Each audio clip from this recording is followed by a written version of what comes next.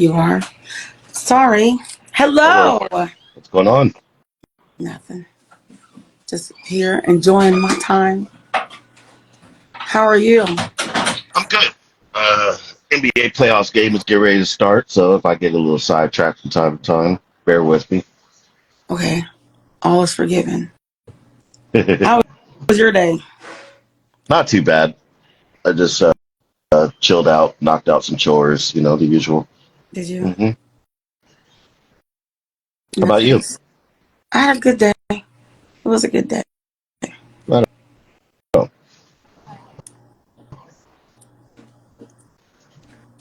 Uh, I am not watching sports, but it seems like I was waiting on Jensen. I just sent her an invite. Um, him an invite. Okay. I'm just waiting on him to show up too. He said he would. Is that the preferred pronoun, he, him? Yeah, Okay. I think so. Yeah.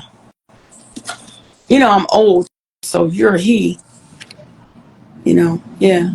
No excuse. It's not an I've excuse.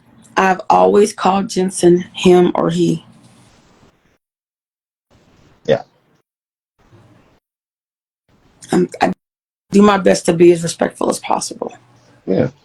We used to dwell in caves and, warm ourselves by the fire. We don't have to do that no more. We No, can evolve. just be respectful and keep it pushing. Right? Right? I agree. Get some of them naysayers in your town to get on board with that. Jensen lives here. Nobody bothers him that I know of. Do y'all even have a Pride Month or any kind of celebration like that in Cameron? I really doubt it. I rest my case. I could say because we're small. Well, I know for a fact there are several LGBTQ members down there in your town. Yes, there are.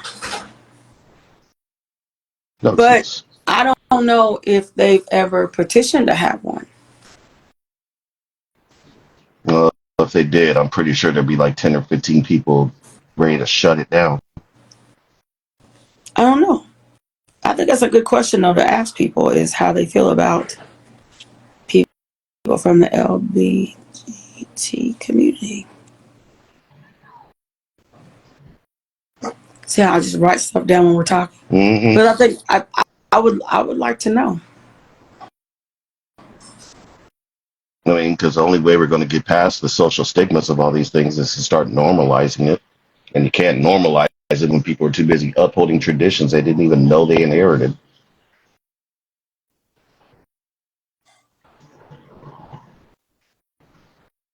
Okay.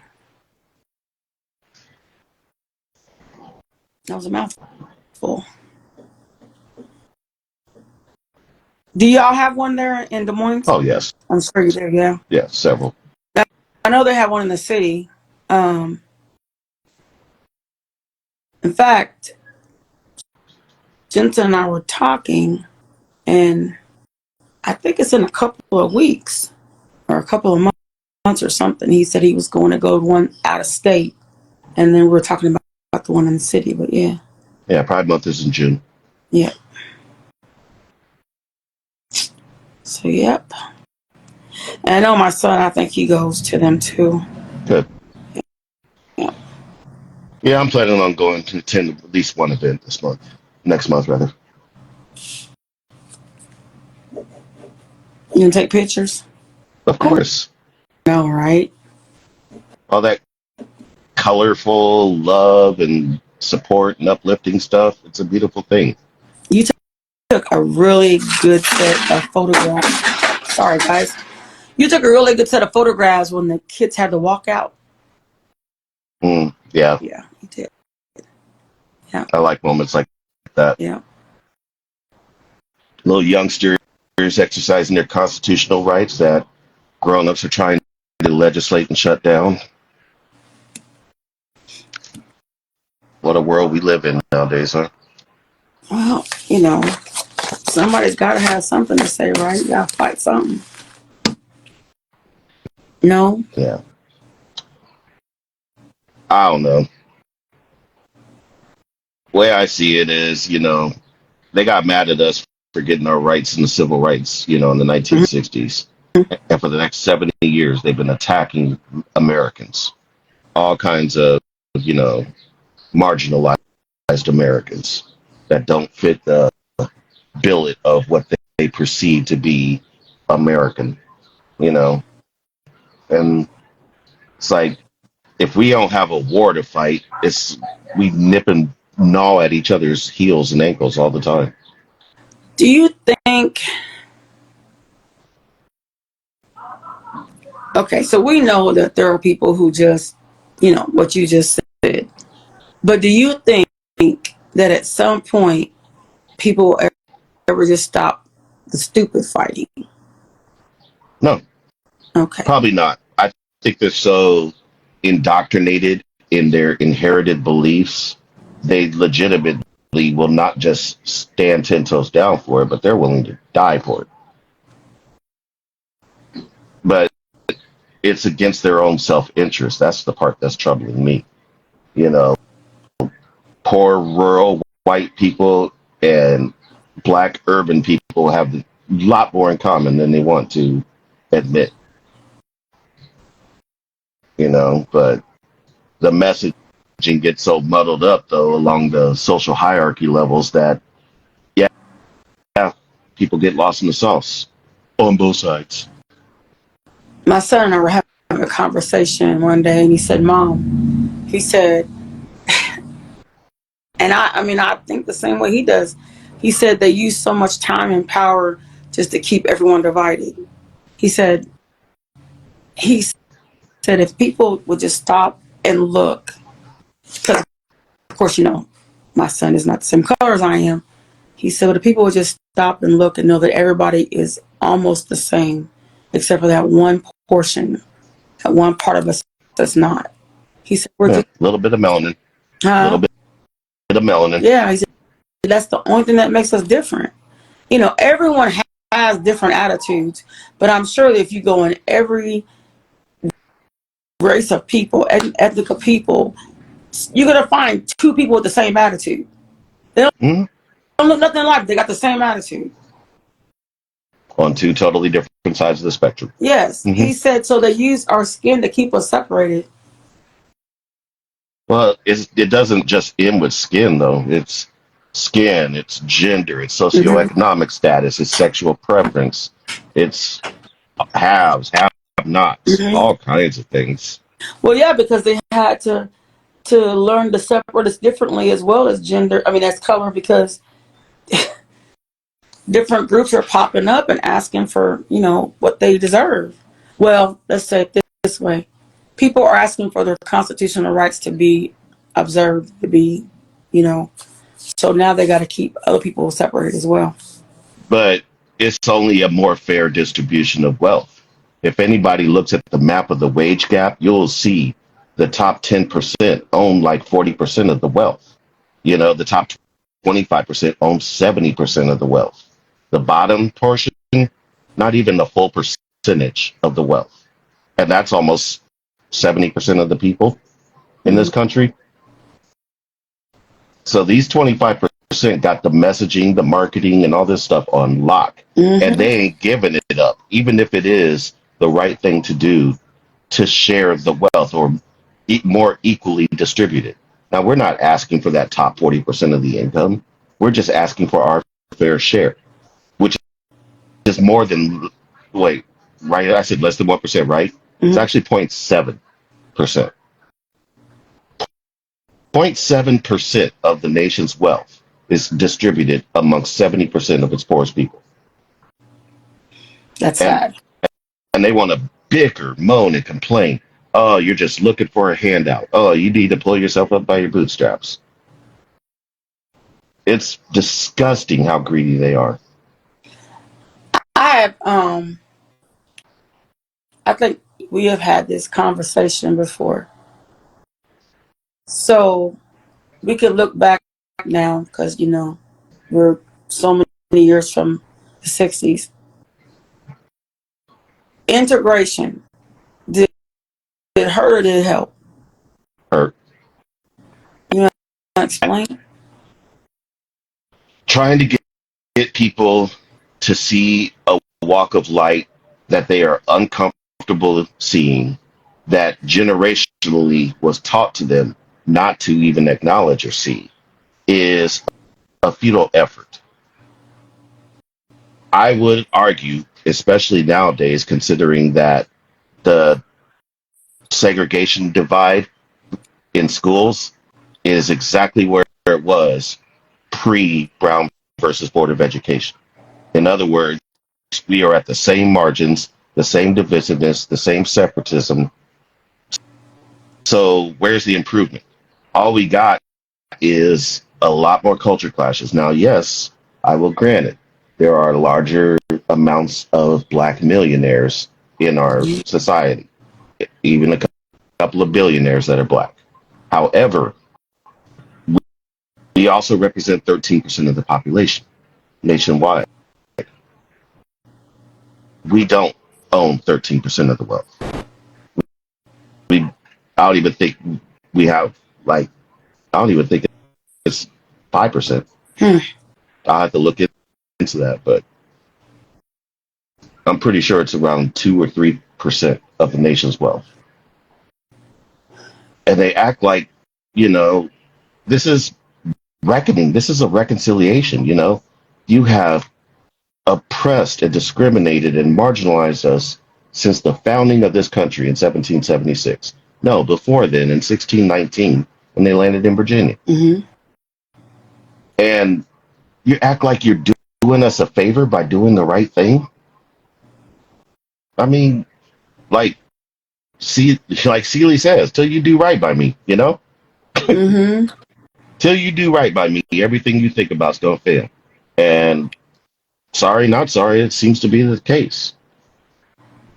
You would have told me that the Republican Party, who was all about family values and stuff like that, would start stunting the way that they have been on this national level. If you would have told me that 10 years ago, I'd have said you're nuts. But now, look at it. I think they would rather burn the whole thing down than do the right thing.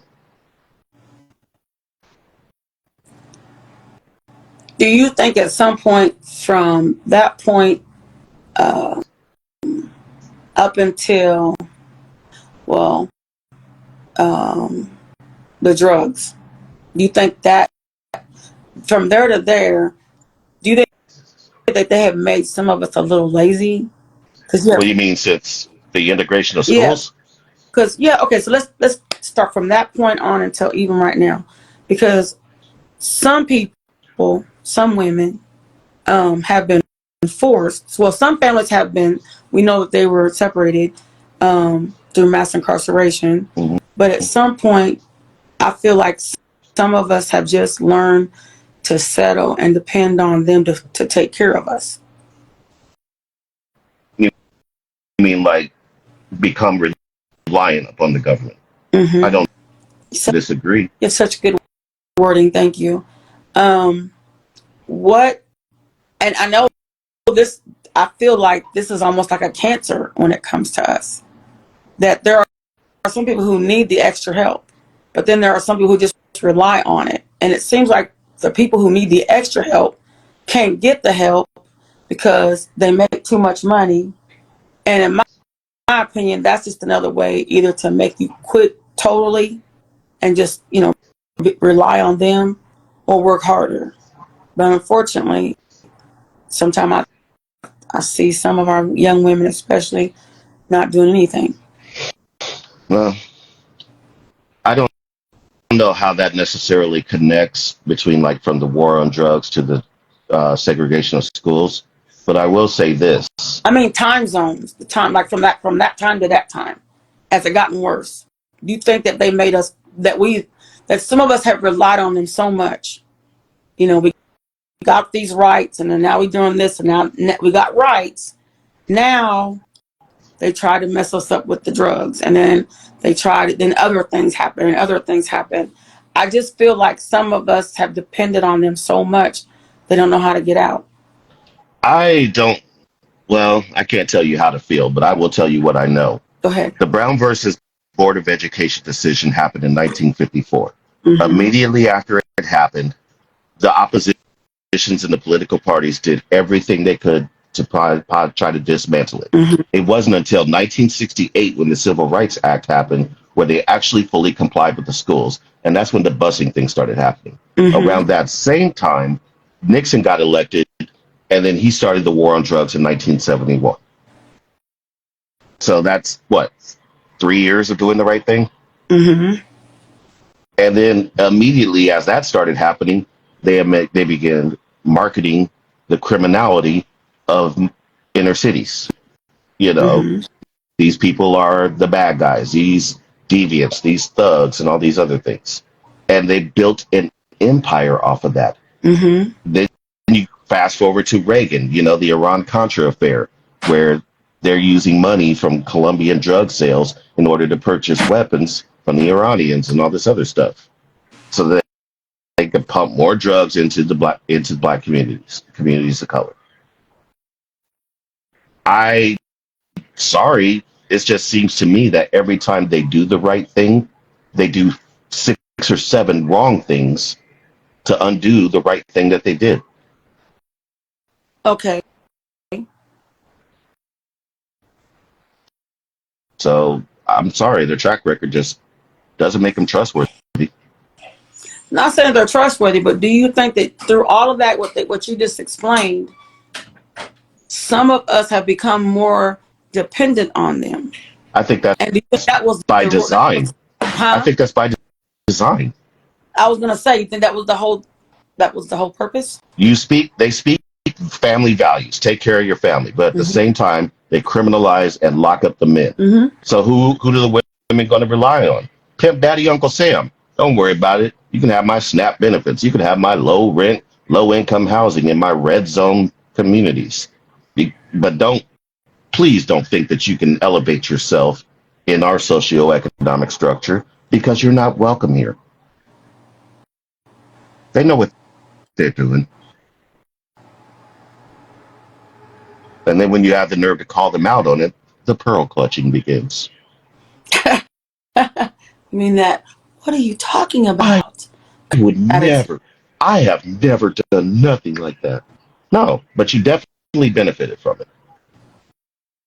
and I You, think too that's a hard thing for some people to, excuse me, mm, to grasp is that if you say you've benefited from it, how? I was raised like this. I was raised like that, and then that, go that's ahead. probably because Sean Hannity told them that, the word privilege is a dog whistle and you better bark loudly. And they do it. I know that one of the main things that I tell my son is because he's 16 and we talk about stuff, but I try to make him understand by saying, no matter where you go, you never have to look at me again. You never have to see me again, and you can go 1,000 or more miles away, and you're not going to be looked. You're not going to have the stigmas and you're not going to be looked at like your brother Michael. You're not going to be looked at like him because you're white. Hmm. You can be poor as a church mouse and end up rich, and it's going to be okay. But Yeah. for someone else, it's going to be how we going. You don't need this job. You can't do this. You can't. There's so many no's and so many doors that just automatically close because you're black. And you got to go through about 10 no's to get one Mm-hmm. yes. And then the one yes that you get, they act like they're doing you the world's biggest favor, and they still pay you peanuts and say, well, you should be grateful you even got a job. Mm-hmm. And he'll, because I allow him to say what he thinks he knows, and he'll say, yeah, but mom, this was a different time zone, and it's not as bad like that now. And I was like, but it is. So my daughter, I had to give him this example. I have all the kids, right? Because he thinks that things have changed a lot. That Of course it does. yes, And I'm like, not really, because, and I was giving him this example of how when my other kids were younger, I was pretty much told I couldn't adopt two of my kids because I was black. And then she changed it. And, she came back, so she was sorry she can't say that. So I was having a conversation with my daughter the other day, and she said, Mom, her little boy's best friend happens to be black, and they went to his house for a birthday party. And the parents, both of them black, they want to adopt these two white kids. And the woman told her, said, every time they talk to us, they remind us that these kids are white. So when I was explaining this to him, I said, now this happened over 25 years ago, and this is still happening today. The woman, she said she doesn't come out and say you can't adopt them because you're black. She says she just keeps reminding them that these kids are white. Mm-hmm. I know that when it comes to when white parents can adopt black children, Mm-hmm. but black parents adopting white children is still a taboo thing. Mm-hmm. And it doesn't, and she said, Mom, they live in a wonderful home. She said, they got more money than I have. Yep. So I guess, how much money you have doesn't matter. Nope. I mean, you want proof of that? Look at Obama's presidency. Not a single blemish on his record. But he was so disrespected every step of the way. Yeah, people pointing fingers in his face. Oh boy, that one-term congressman, you lie, and all that other stuff. They were off their rocker. And I'm sorry for BIPOC people, BIPOC Americans, which is Black, Indigenous, people of color. Thank you. What are we supposed to think? You got 43 other presidents. The 44th one comes along, happens to be a person of color, and everybody starts flipping their lid. Mm-hmm. What are we supposed to think? You clearly got a problem with his skin color.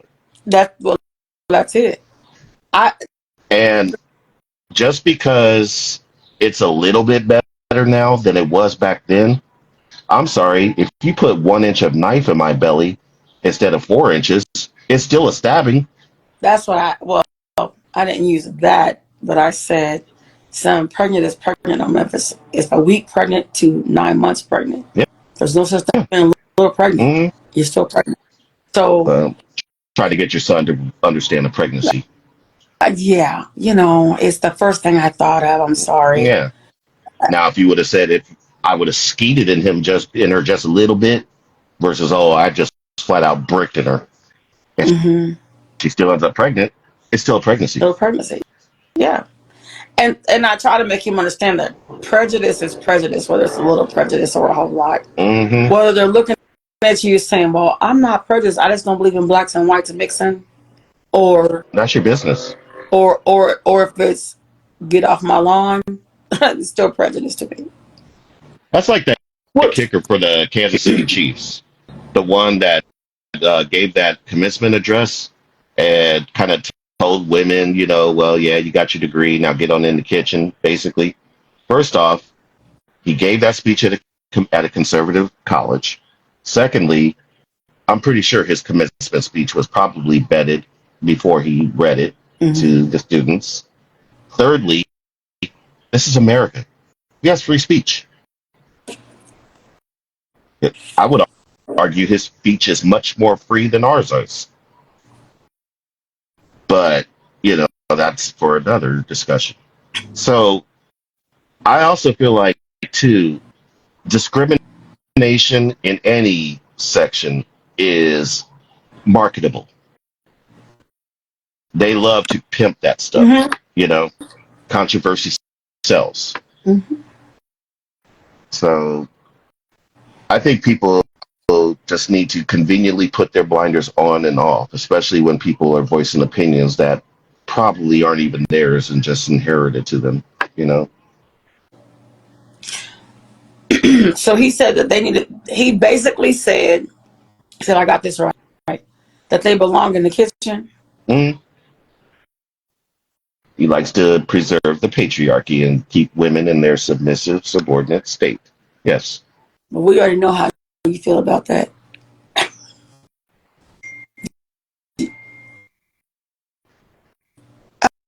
Oh,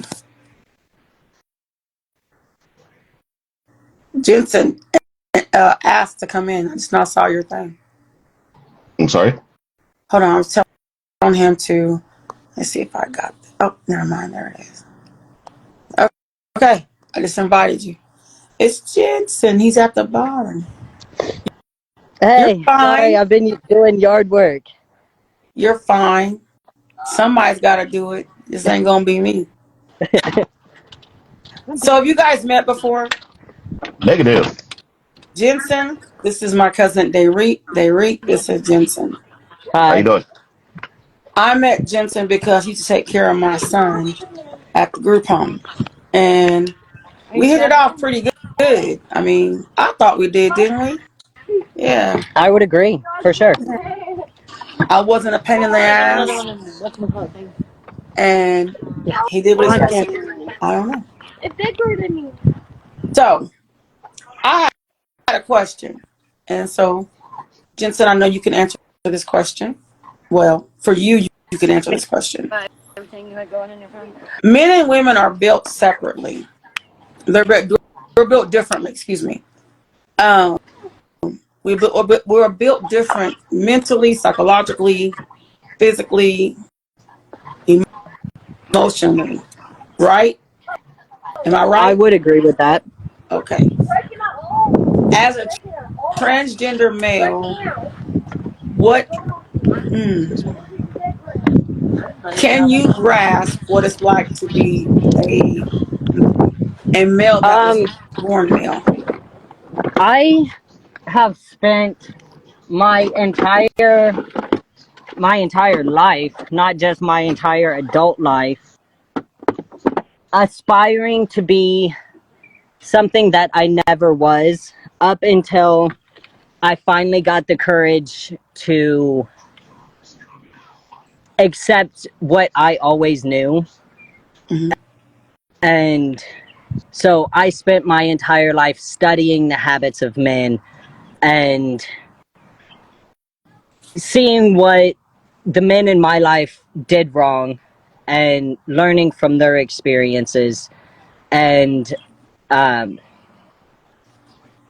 then I also went through a period where I tried my damnedest to be a straight cisgendered female.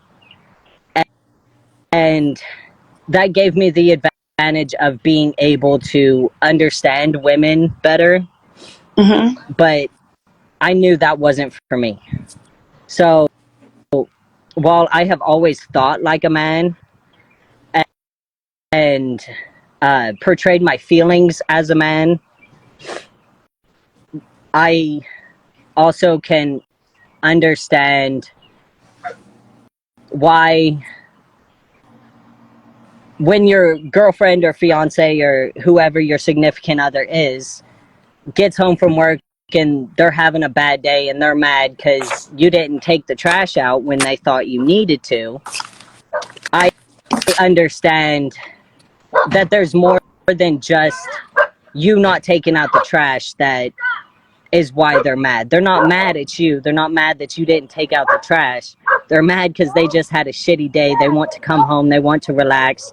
They don't want to have to worry about the trash that's piled up with 7 days worth of paper plates. Mm-hmm. Okay. You have a question, Derry? You're quiet. I'm just taking it in. I'm curious to know your story.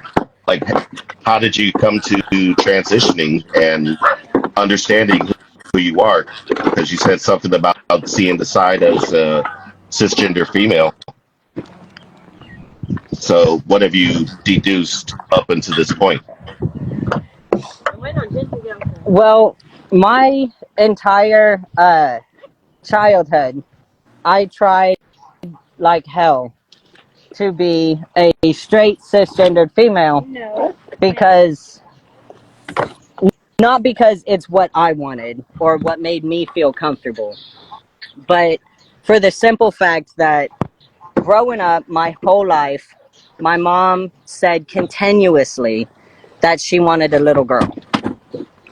And so I didn't say get in there. I tried my best to be the little girl that she wanted.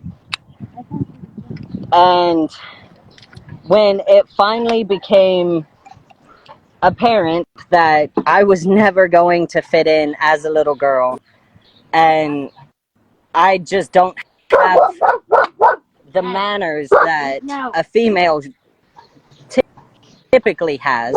I won't say should have, because a woman can be any damn way she chooses. Mm-hmm. Exactly. Um, I like was involved in the last one of these. I cuss like a sailor. I do not sit with my legs crossed. I was never one to keep an aspirin between the knees, so say. Yeah. What does that mean? What does that mean? You was loose? Can I fix your legs? You mean, what does it mean to keep an aspirin between the knees? Mm-hmm. So, growing up, I grew up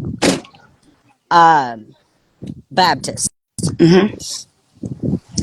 And so the preacher would say every Sunday, remember, all good little children of women, or good women of God, will keep an aspirin between your legs, and that way the snake of the devil cannot slip between your thighs before marriage. What?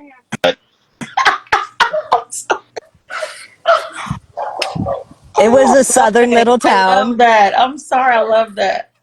Okay. Okay. You know how women, when they wear skirts and dresses, you're supposed to sit with your knees tucked? Mm-hmm. It falls under the same umbrella. Mm-hmm. Gender norms. Yeah. Mm-hmm. Yeah, And and we are really imprisoned by a lot. And I do mean a lot of gender norms. absolutely. I don't think there's anything wrong with gender norms. Some of them, some are a little Yes. outrageous.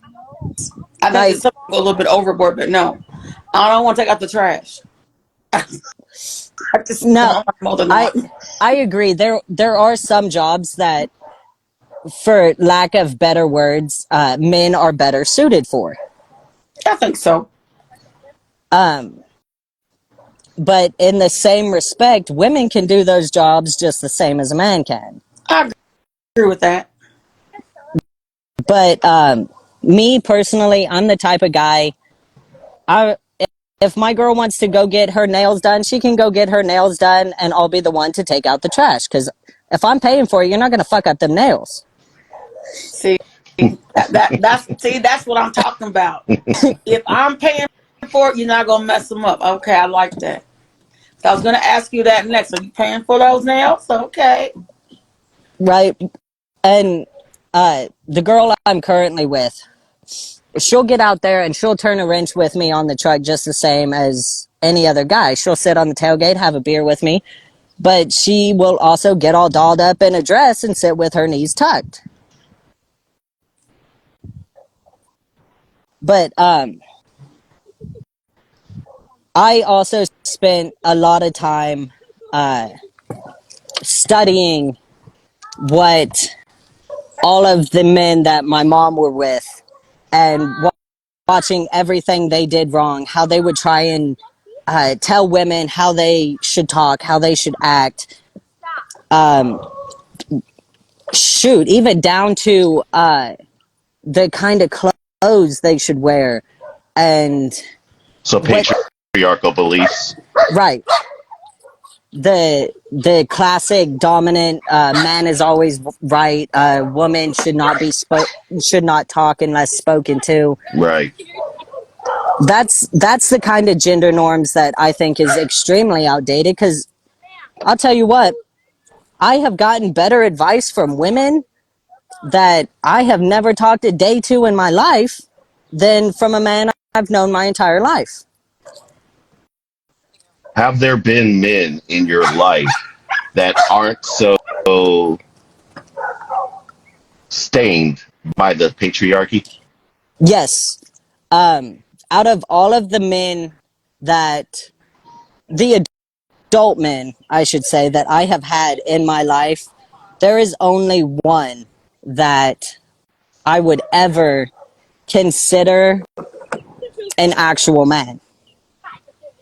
Because to me, if you talk down to a woman or if you feel you need to raise your fist to a woman, you are no man. Mm-hmm.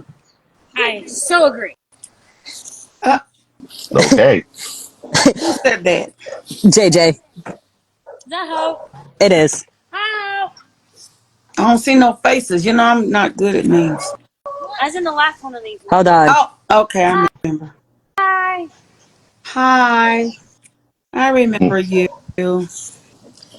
Um, so this guy that my mom married, uh, he's the only one I would ever consider even calling a dad. Cause he has been able to show me what my father never could. He has shown me that you can still bicker with the woman you love and it not be a true fight. It doesn't have to go to knockdown dragouts. It doesn't have to result in one of you leaving. I can laugh around. I don't want to run there. He has shown me what I figured out as a female, that you can take your time apart and it does not have to result in the end of a relationship. Mm-hmm. He has shown me that men can also say how they feel. They can say what they believe. They can say, I do not agree with what you are saying, but I respect you for saying it. Mm-hmm. And like I said, he's the only man that I would consider a true man that can actually say that, with the exception of my uncle. But he's still more of a southern. He still has a lot of the southern beliefs. Do you think that's their fault? I think it comes down to nature versus nurture. Okay.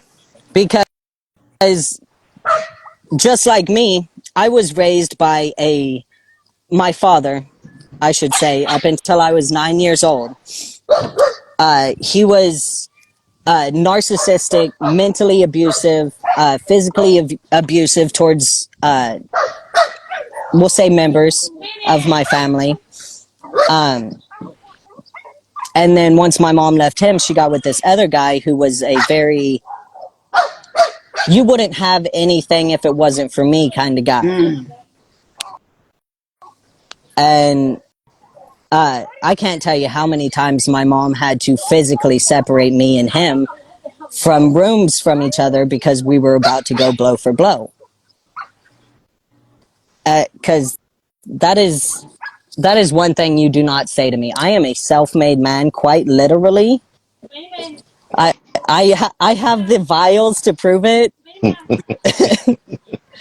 You don't say I wouldn't have something if it wasn't for you, because I will get it. I will get something better than what you gave me. Mm-hmm. And I will show you that I never needed you in the first place. Self-reliance. Right. Now, don't get me wrong. I love having somebody else with me, but I don't need anybody. And I'm pretty sure growing up, you probably had to be that way.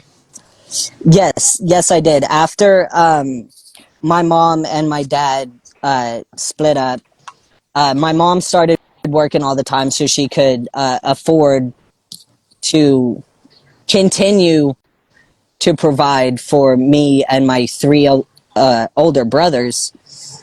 And so she could make sure that we still had food on the table and we still had clothes and shoes and all of the stuff.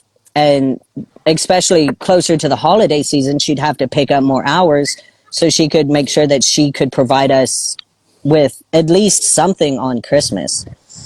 And the amount of respect I have for that woman is it can't be measured. So while she was working, now mind you, I don't know how to cook well, but I have taught myself how to cook certain meals because the brother closest to my age is 5 years older than me. So my brothers never wanted to spend time with me. So it was pretty much me figuring out everything with my mom doing the best she can, which is all we can ever do, any of us. And my brothers having their friends and their football. And I mean, an older sibling shouldn't be required to raise their little sibling anyway. Right. Now, watching them every once in a while, that's a different story. That comes with being an older sibling. But teaching them the aspects of life and how to be a man or a female, how to change a tampon, all of that stuff. I personally believe that that's something for a mom to do. Mm-hmm. That because that's bonding. Like Yeah. learning how to shave your legs. Like I didn't have anybody to teach me how to shave my face. I still don't know if I trim this correctly, but I do the best I can. Good job. You know, No. listen, go ahead. Oh, go ahead. So, I'm going to take this far left over here. Of course So you there are. are people who, of course I am. Come on. There are That's people who who, she is. there are people who would say and who would ask the question or even make the statement that the way you were brought up is why you feel like you're a boy. You grew up with the brothers, and your mom was always working. You've had abuse. Uh, you were abused, but y'all had physical abuse by other men, and so obviously you decided you were going to be a boy. How far fetched is that? Um, I would say that question would only arise because they only know half the story. Mm-hmm. Now, my mom, she did the best she could. Her days off, it was me and her. Just me and her. We'd fucking kick the boys out. They'd go do whatever the hell. And it was me and my mom. Mm-hmm. And I had some ladies in my church, God bless them. Sweetest little old white ladies. They they adopted me and they would take me out every weekend. I had a tutor that she would help me with my reading and my math, and in exchange for that, I would help her on the farm. And then every single summer, my mom would trade. She would trade me and my cousin because my aunt has two girls and one boy. Mm-hmm. So my mom and my aunt would trade me and Landon, so I would spend summers with all females. Mm-hmm. And he would get testosterone in his system because they had him in dresses and all 9 yards. So that being the case, for people who believe, well, it's the environment is Landon. That's his name, right?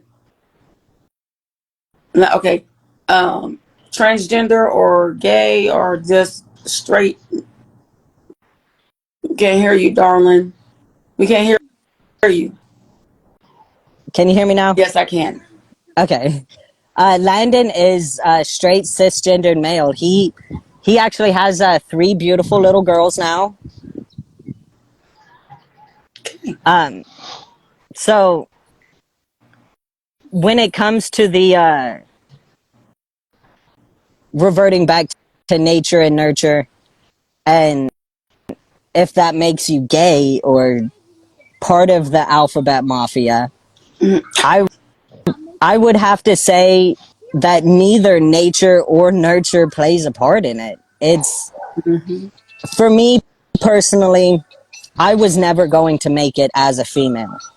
Not not just mentally, but physically as well. My body never produced enough estrogen. I have a ex- uh, substantially high risk of getting breast cancer, ovarian cancer, fallopian tube cancer, and uterus cancer. So me having these surgeries and going through HRT, it is quite literally life-saving for me. Not Mhm. just mentally, but physically as well. Absolutely. Absolutely. Explain to us what the treatment you're talking about is, because everybody doesn't know. Right. So HRT, it stands for hormone replacement therapy. So for F to M, which is what I am, female to male transitioning, I take testosterone. There are some F to M that have to also take estrogen blockers. Now, since I never produced enough estrogen, I didn't have to worry about that. Like, I didn't even have to worry about the whole menstrual cycle thing ever. I think I had 3 in my entire life before I started transitioning, and I didn't start transitioning until I was 20. Wow. Okay. Uh, So I was just about to allude to that too, because there's a lot of stigma about HRT happening amongst adolescents. right. You know, Uh, so you have anything to express about that? I do. Oops. Not quite. We didn't hear nothing you said, baby. Before you can even start HRT, JJ, unlock your phone for me. You have to basically go through an application process. Mm-hmm. You have, before you start HRT, you have to go to a therapist. Mm-hmm. And I need your messenger for Jenna. And I'm not friends with Jen. well, then I don't know. They require you to have 6 months of therapy before you can start HRT, Mm-hmm. just to make sure that yes, this is what I want to do. And on Facebook, it's Thompson. So you have to go through therapy, and then you have to go through more therapy to get your surgeries. And just in case for some reason you decide you want to back out, or you decide that you don't want to go through the process, and you have to be on testosterone for a year before you can have top surgery, 2 years before you can have bottom surgery. And a lot of times, it's sad to say, but even if it's something that the transitioning person believes in with their entire heart, and they know that it's what is right for them, and they know that that is what they need to do to continue to be happy and be able to express themselves and be able to go out with their family to the lake and be able to actually go swimming, because I know that is a huge problem for me, is going swimming. Mm-hmm. Now, I've never been much for swimming. I'm not the best swimmer. Most would say I don't know how to swim. But no, but he'll grow. But going swimming, and since I haven't had surgery, you have to buy special binders. Mm-hmm. Mm. And because if you don't, then you're just stuck in a wet shirt that clings to your skin and shows Mm-hmm. everything. Mm-hmm. And for the males transitioning to females, they don't have the option of a bikini that has fake titties. they're stuck in either bikini bottoms and no top or a top with no titties. And a lot of males to female transitioning, and less commonly females to males transitioning, they quit transitioning because they're not getting the results they want immediately. And which is why there is such a high suicide rate in the alphabet mafia community.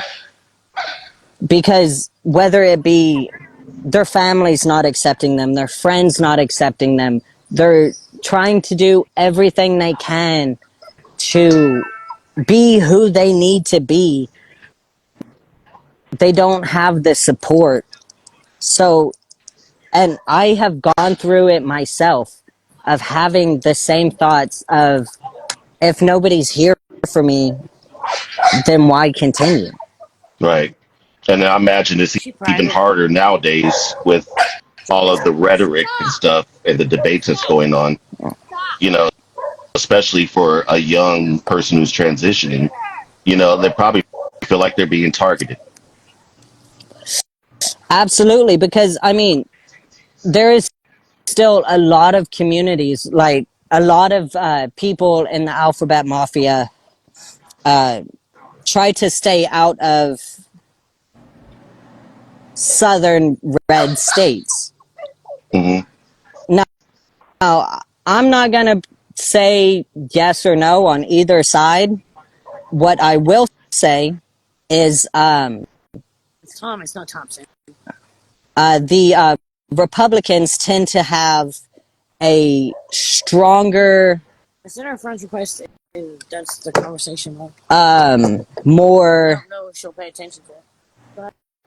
But conservative view on transitioning and all of that. Now, I am blessed with a family that absolutely will support me no matter if I wanted to turn into a frog. but still love you. Because a lot of my family is Republican. And my uncle, I absolutely love him. One of the best guys I've met. He, when I came out to him, he gave me a big old hug because I had tears in my eyes because I thought he was going to disown me. He gave me a big old hug and he says, Jensen, I don't care what your pronouns are. I don't care what you change your name to. I don't give two shits because I like you for who you are. I am going to love you no matter what. Yep. Sounds like a And good uncle. the worst part is those are words that such a high percentage of my community does not get. Yeah. Like, I've worked with a lot of kids in the shelter that are, what did you call it? The alphabet mafia? Yeah. yes, Yeah. it's a lot easier than LGBTQ plus community. Yeah. It is. It is. But yeah, and a lot of them struggle with suicidal ideation. A lot of them do feel isolated and alienated and dehumanized on a regular basis. And a lot of it has to do with culture, tradition, social norms, upholding gender norms, preserving the patriarchy, all these things that we talk about on a regular basis. Right. The one thing that I mean, my family, we joke about it because I know that when we joke about it, they're not serious. But a common thing that I hear myself, uh, since I am male presenting and I look pretty masculine in my opinion, Now, when I first met you, I thought she was a dude. what I commonly But I had to hear ask Coke for help. is, if you belong in this bathroom, I better not catch you going into this bathroom. What is the Do obsession you, with bathrooms? right? Bathrooms are bathrooms. My question is, do you want me walking into the female's bathroom with your little girl? Okay. Because if that is your whole argument, then your argument lacks a base. because I look male. Now, I haven't had my surgeries, no. But am I about to go into the women's restroom? No. I wouldn't want to see you in there. Right. Now that Go I'm ahead. sorry, now that you are male presenting, does it help you to see masculinity out of a certain eye of mercy? Because I know that you said earlier that a lot of men in your life were very judgmental and very narcissistic and very egocentric. Does it help you to see things from a different perspective for men? Yes. Yes, actually. Before I started HRT, um, I would see men do certain things and I never quite understood it. Like, for example, I work on my truck whenever it needs it because it's special. So I never understood why a man would get mad because something simple like he can't get the lug nut off his tire. I was having that issue today. And I caught myself sitting there in the driveway with the four-way between my legs like, why am I even mad? Like, it's not my truck's fault that the manufacturer decided to put aluminum lug nuts on and then make four-ways out of steel. Mm-hmm. That's not their fault. Your truck's transgender too. I was mad because I felt inadequate. Mm. You got a little bit sick. Now, mind you, I had to put the e-brake on because every time I tried to twist it, my truck started rolling down the driveway. Mm. But because of a small thing, I realized for men, a tiny, tiny thing can make us as men feel inferior, make us feel less than what we know we are. Like, And you feel like or that rage is kind of used to compensate for that? absolutely. Yeah, I could see that. I absolutely could see that. Because it seems like in society, the only two emotions we're allowed to feel is either stoicism, where it's nothing at all, or Right. absolute rage. And bouncing off of that, I highly encourage both of you and whoever is watching to listen to a song called "To Be a Man" By by Dax. by Dax. If you have not heard it, listen to it, and I mean truly hear his words. Even the remix. Because if you ever catch yourself wondering why I'm doing it this way, or as a female, why he's angry about whatever the hell he's angry about, it's the way that society makes us portray our emotions. Because most, I can't say most, but there is a lot of women specifically who say, if a man cries, that's not a man. Yes, to a man. If a man cries, especially in front of a woman or his group of friends, that is a level of trust and respect and love that most men will not show another person. They're showing their vulnerable side. Because that is a man being vulnerable and completely burying himself. I do not disagree with you one bit. But being a middle-aged cisgender man, I will tell you though, I have trust issues. Me too. And I am not going to bear my vulnerability or my soul to anybody who is undeserving. Absolutely. I completely agree. So, and it may be unfair to put somebody through such a, and I don't even really think I'm doing it intentionally, but a litmus test, to see I agree. if they're trustworthy. But I have to. I've been burned too much. I completely agree. Just because you're with, I'll speak from my experience. I was with my ex for, we were together for 5.5 years. We were married for 2. Mm. And she was my rock.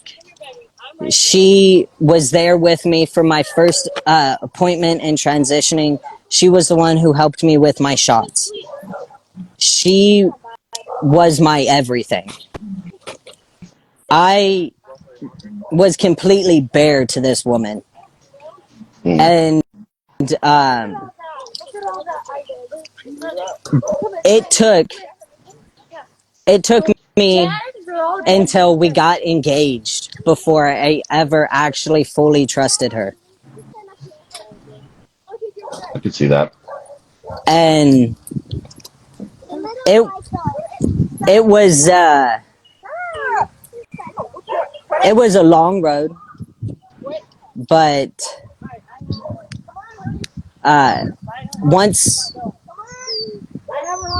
I got over the hump, the girl I'm with now we have a level of trust that it took me 4 years to get to with the last girl. Mm. Now, mind you, I still haven't cried in front of her, but like I'm not scared to get angry in front of her. I'm not scared that I'm going to lose her because I said I don't want to take off my shoes at the door or some stupid petty stuff. I have it wrapped around the car door. And she has an understanding of men that I will go as far to say as most women don't have. What? He looks really cool. I like his piercing. And Because Michael, it takes a lot for a woman to be with a transitioning male, especially a male that has not had surgeries. Because as couples do, you see each other naked. And being able to still see that and still be able to call that person a man, still knowing that what they are doing is literally life-saving and absolutely supporting them, that takes a strong-ass woman. Yeah, I don't disagree. I have one more question and hope I'm turning it over to you, okay? I'm enjoying this. Just listen to y'all talk. Go ahead. How has this impacted your perspective on love, your transition? It has made things harder in a way. Like when I was trying to do the whole dating scene again, that was definitely harder because being transgender is something you have to be upfront about. Mm-hmm.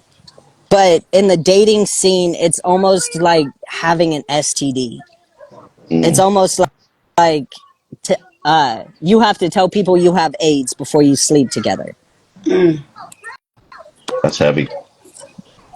And then if you're just wanting to do a one-night stand, unless you have $600 to buy the appropriate item, it's called a pack and play.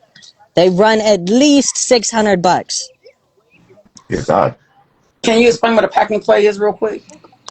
Yeah, I'm kind of curious myself. I'm sorry. So most, I can't say all, most F to M men, we wear a packer, which is a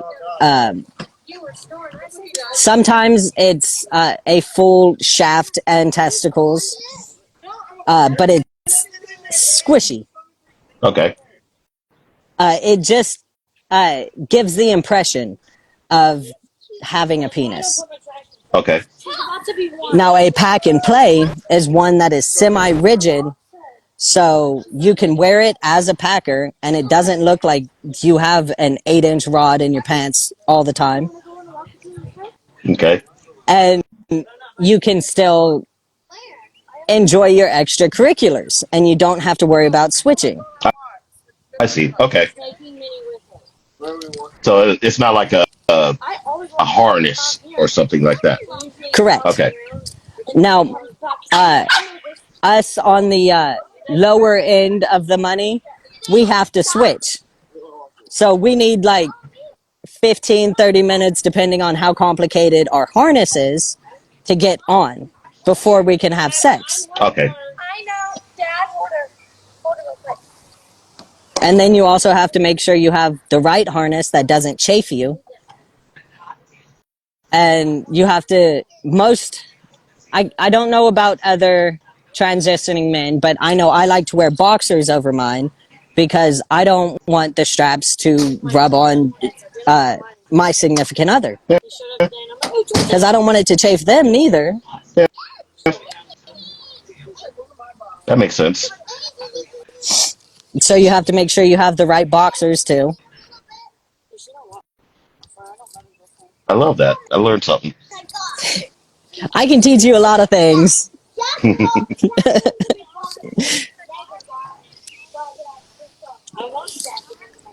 When do you tell people? When do you tell women you're transgender? Do you tell them right away, or do you tell them first date, second date, third date? I think it is something that you need to be upfront and honest about. Because if they do not agree with it before you go on the date, then they're not going to agree with it by the time you guys are ready for sex. Yeah. Okay. Now, don't get me wrong, there are some women that I always say are like spaghetti. They're straight until they get wet.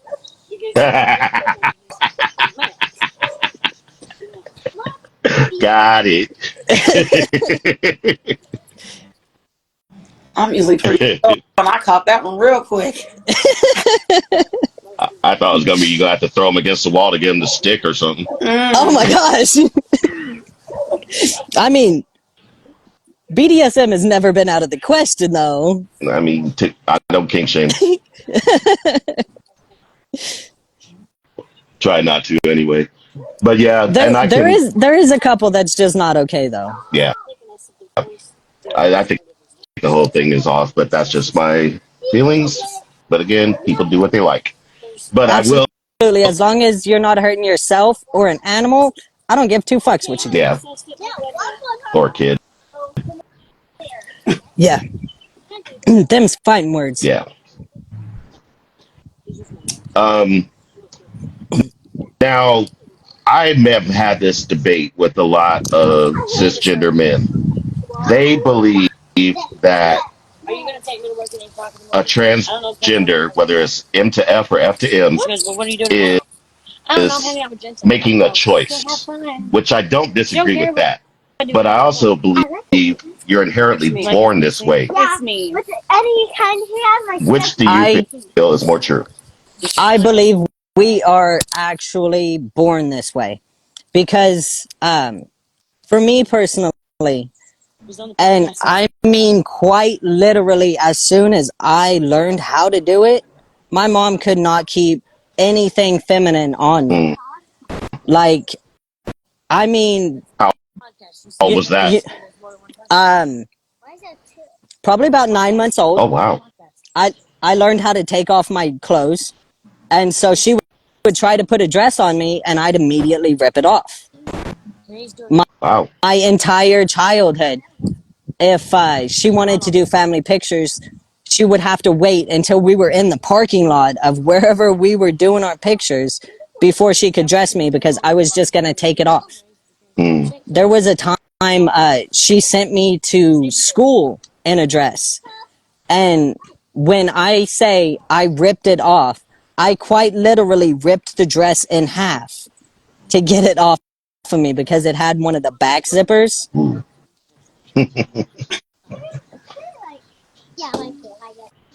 So I believe that we are born this way. Yeah, because my rationale is, you're going to be facing a lot of social hardships. Right. You I'm not going to choose to be bigoted and to have to fight for my right to get married. For what? What? exactly exactly my point. Who chooses that?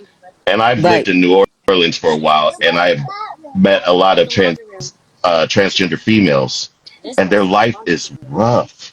It is really rough. I mean, as loving and supportive and uplifting as they have to fight all the time, like all the time. It is a daily Mm, battle, and mm, I I know um and when I say things, I speak from my experience. I will do my best to try and not speak for, because I try not to speak for anybody else, but explain my community. yeah.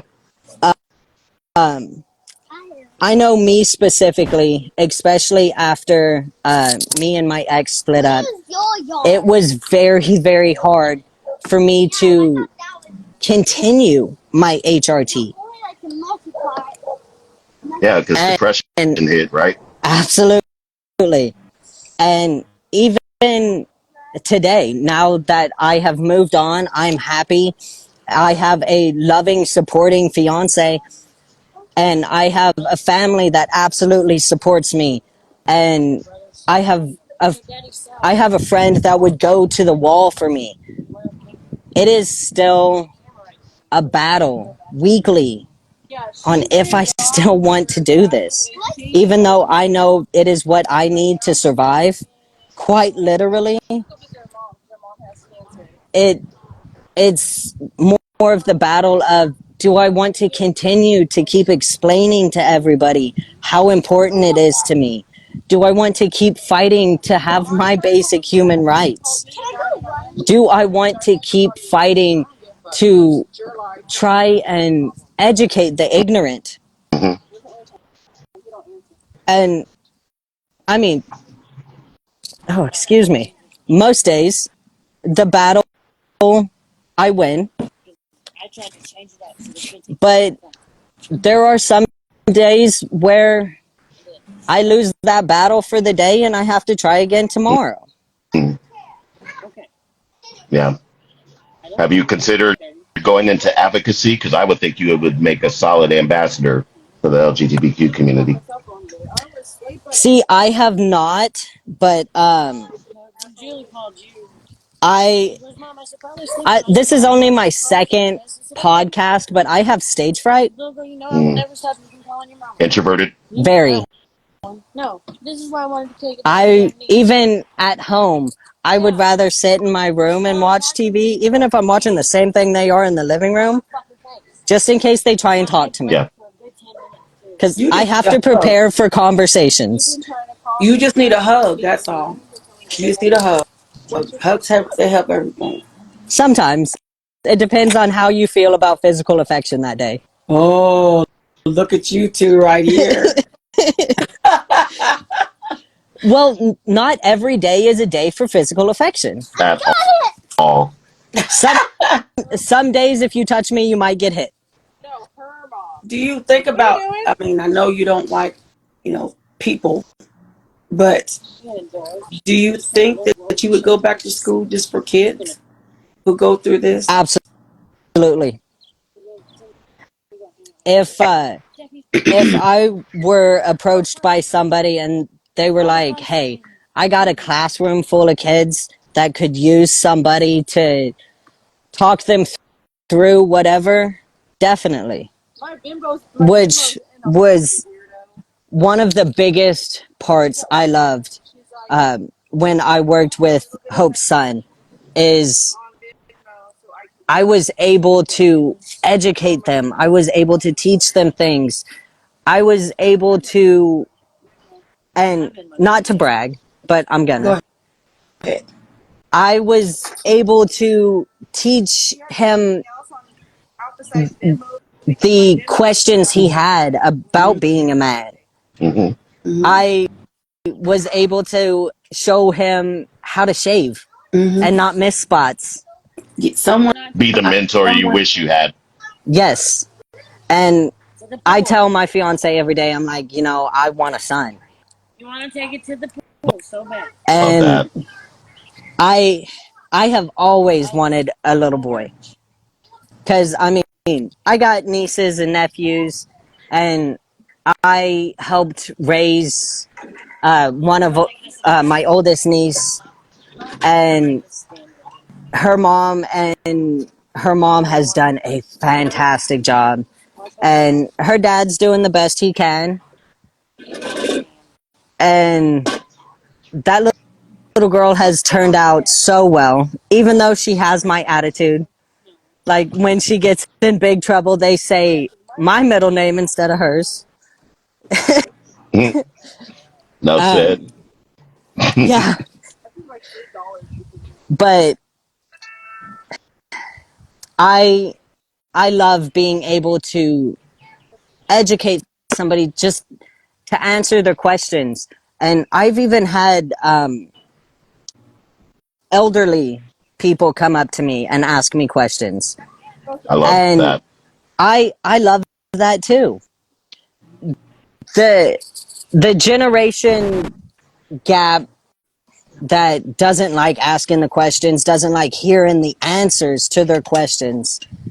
Like, I can take Monday off. Those are the ones that I have issues with. Mm-hmm. Because, in my opinion, if you ask a question, you have to be prepared to not like the answer. Yeah. Just because the answer is not what you thought it was going to be, or it is something that you don't necessarily agree with, that doesn't make the answer the wrong answer. Mm-hmm. That just means you need to open up your damn mind a little bit. Is she dressed ready to go yet? Nope. I got a question. You said you really want to have a son. I'm going to see that. If your significant other couldn't have Going kids, with the chair. would you stop your treatment to have one if you could? I have actually been debating on donating my eggs Mm-hmm. to all of the less fortunate women. Now, that is saying that I would be able to donate them with the health issues that I currently Mm-hmm. face. But that, that actually, I would actually rather, um, I don't know, because I think I would look good as a seahorse dad. He said seahorse dad. That is what we are, F to M men are called when we get pregnant. Yeah, I Because get it. in the, I know. yeah, Okay. in the wild, in the ocean, Mm-hmm. it is the male who carries the babies. Yep.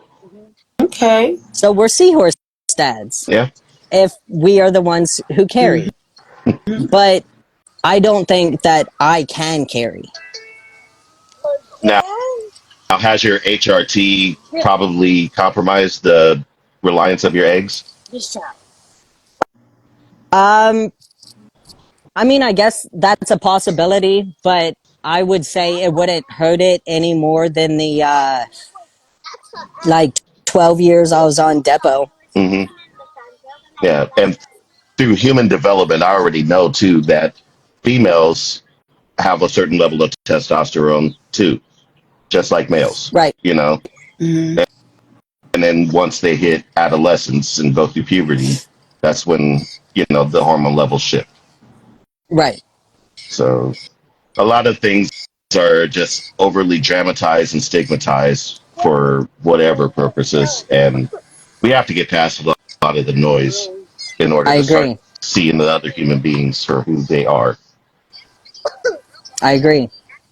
Because the way that I see it, it isn't about what somebody is doing. It isn't about if you are Republican or Democrat or liberal or conservative. it doesn't matter if you are gay or if you're straight or if you're trans.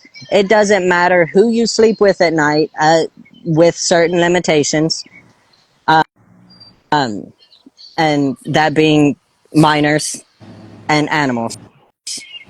But other than those two things, I don't give a shit. If I like you as a person, then me and you are cool. Mm-hmm. And that's how I feel everybody should look at it. It doesn't, if they are happy with who they are and they're not trying to force you into believing whatever the fuck, it doesn't matter. Yeah. It doesn't matter if you are a Satanist or a Buddhist or a Christian, Catholic. Okay. Because just because you say, since I was raised Baptist, I no longer follow the church. That doesn't mean that I'm not friends with Hope, who absolutely loves Jesus. Absolutely. Stop rolling your eyes. Absolutely. And I absolutely love you. Right. Yeah. And that's the way it should be. Just like the color of my skin should not affect anything either. None. Because, I mean, I love Hope. I love her son. And my brother is half Mexican. I don't give two shits. And I feel that that's the way everybody needs to look at it. Because Yeah. what physical harm does it cause you? It's more pride and ego, I think, and change is hard. You know, they Absolutely. just, Absolutely. yeah. When some people are used to being cavemen, it's kind of hard to come out of the cave. Yeah. But, I mean, sunlight's warm. Yeah, I agree. And caves are wet and damp, and you can get pneumonia. I'm going to keep my comment to myself on that one. But pack and play come to mind. Yeah, we'll say that. Dirty old man. Okay, I am still only 23. Oh God. I'm still a baby. Yeah. Yeah, you still got a milk mustache. Yes. Dyed it. It's darker. All right. So Well, I am gonna have to get off So here. are we. My phone is about to die. yeah, you're Well, I'm glad that pretty you wise for a 23-year-old. Thank I you. appreciate that. Thank you. All right. Love you much. Call you later. Love you. All right. Will do. All right. What an interesting young man. He is very interesting. I honestly, like, the first day we met, I was like, oh, I love this kid. Yeah, he's cool. Yeah. And He lets me go. he lives in Cameron. Yes. Yes, he does. Well, I think he does. Yeah. I know he worked here. You know, he worked here with my son. And I am proud of myself to the extent that I tried to raise kids that are respectful. But Mike loved him. Mm-hmm. Whatever Jensen said, he just thought it was just everything. Nice. That's great. And he was always available. And not that the others are not available, because they all are.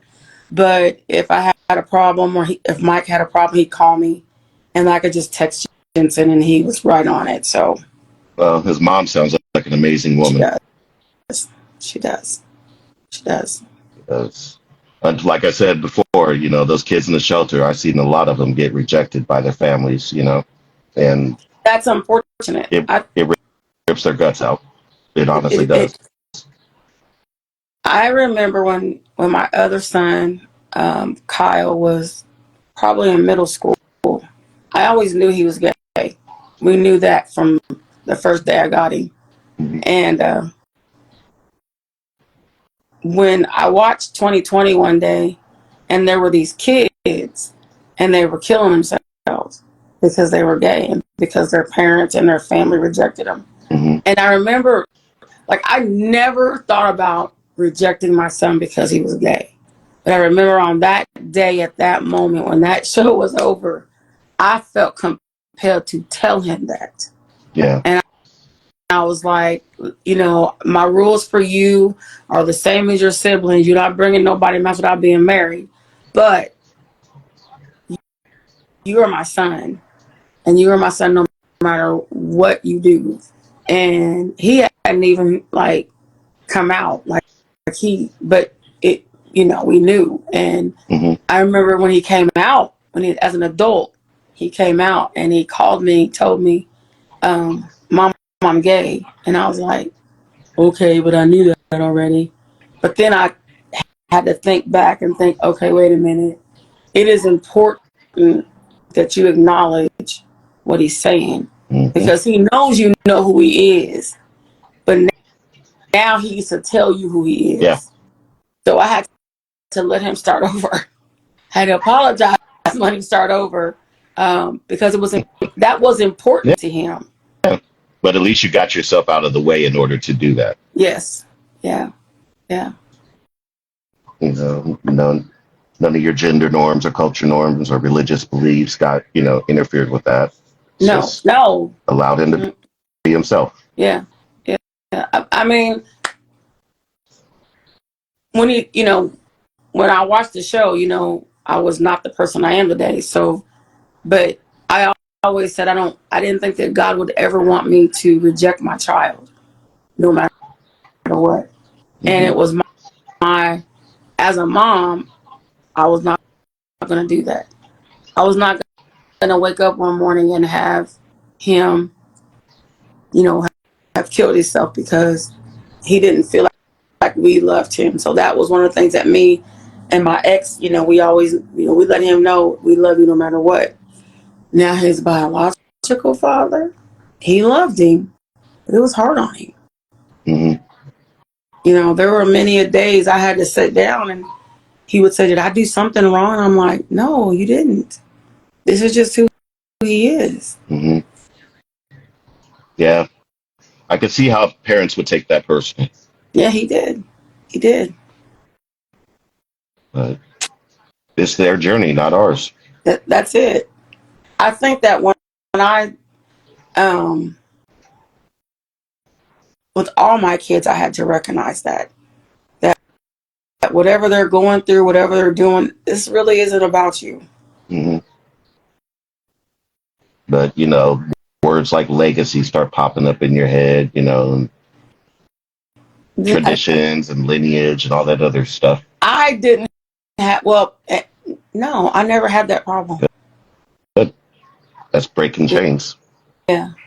I think a lot of the reason I didn't have that problem, though, too, is because, I grew up watching shows like Bosom Buddies, as I, Yeah. So Elton, there were things.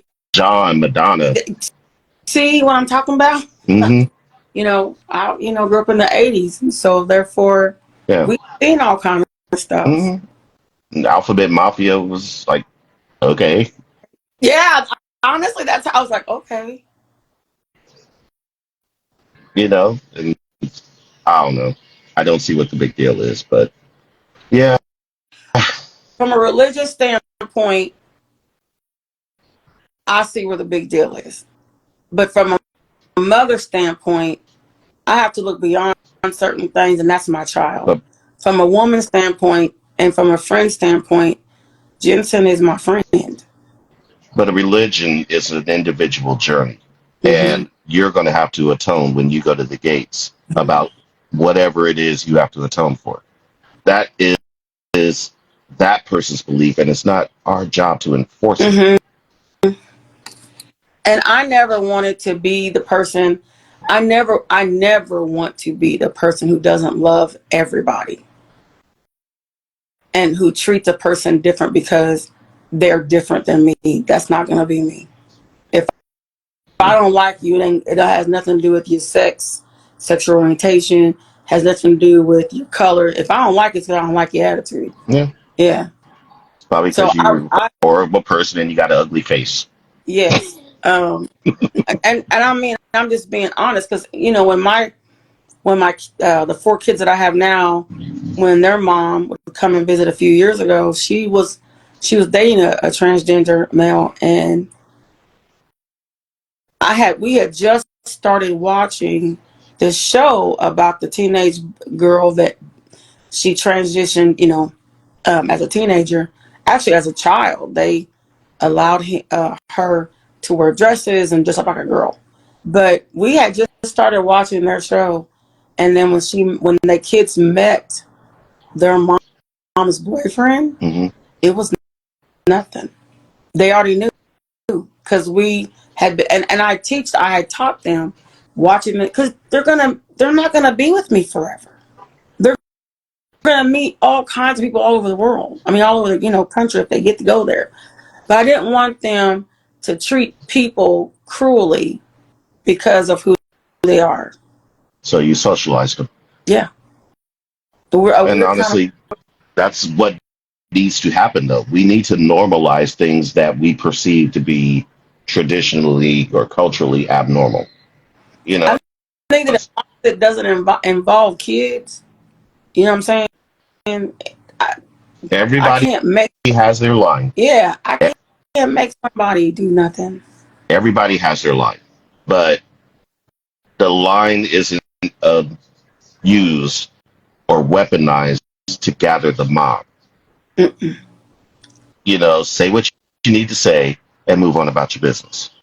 If it means personalizing or belittling the person in order to enforce your belief, maybe it's time to check the belief. Where did you get it from? Why do you feel this way? Or if you feel like you should personalize it and hurt someone else, check yourself.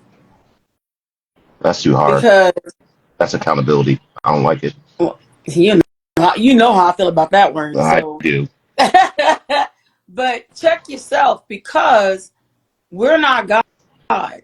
We don't have that right to Yeah. judge. And you don't. My mom used to always say, she taught us, don't make fun of nobody because you don't never know who has to give you a glass of water. Mm-hmm. So while you're going to sit there and demean someone because they're transgender or because they're gay or because they black, wouldn't it be funny if your car broke down if you done said something stupid to somebody and they got to help you change your tire?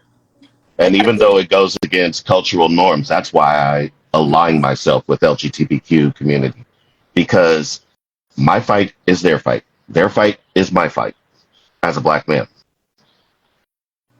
And you can say what you want, but LGBTQ community gets their progress done a lot faster than black folks. So when I hear all these politicians say what they don't like about the LGBTQ community, they must like them a whole lot more than they do us, huh? They're usually the ones in the bathroom playing hokey pokey with a teenager or something. Like them a lot better than they do us. But then they want to write all kinds of laws and stuff about bathrooms. Why are you worried about gay people in the bathroom? Everybody's going in there to pee or poop or powder their nose or something. The only thing I worry about is the fact that there's always a dummy somewhere. There's always something going to blow for somebody. And it never happened. But you're going to choose the least hygienic place to go at them sexually? There have been people in the least hygienic places, not even LGBT community people, who do things to kids in a bathroom. Yeah, they're called fucking animals.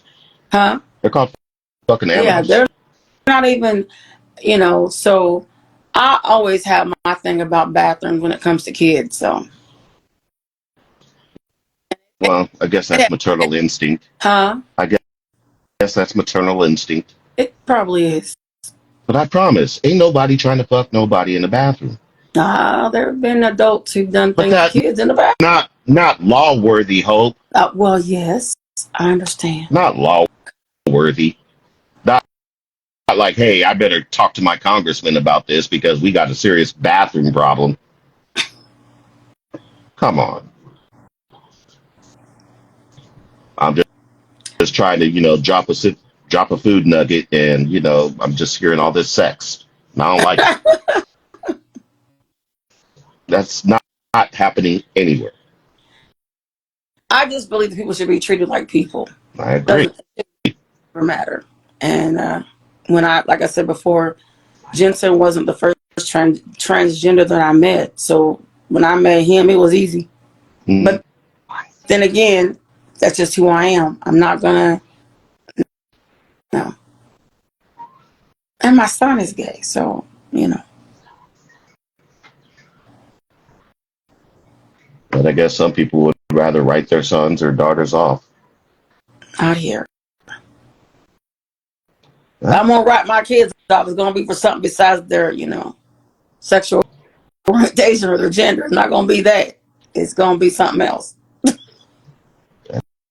It's your business. Yes. Well, thank you. Thank you. Thank everybody else for watching. This has been Tea with Teedy. You can see the reruns on Slide TV Uncut, and you can also see the reruns on Tea with Teedy, both on YouTube. I'll see you guys on Wednesday. Have a nice weekend. Stay safe this weekend. It's holiday. Bye. Bye.